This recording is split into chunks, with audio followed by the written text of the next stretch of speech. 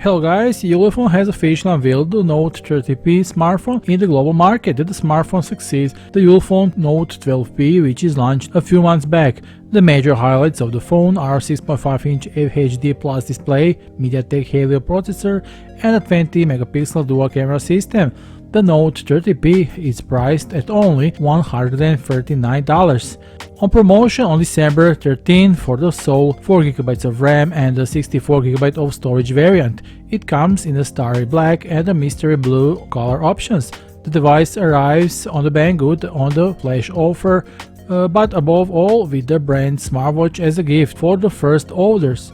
The smartphone comes with a 6.5-inch HD Plus display, the 12:9 aspect ratio. It equips a dual camera system at the rear with a 20-megapixel Sony primary lens and 2-megapixel macro lens. Up front it has a 60-megapixel Sony lens.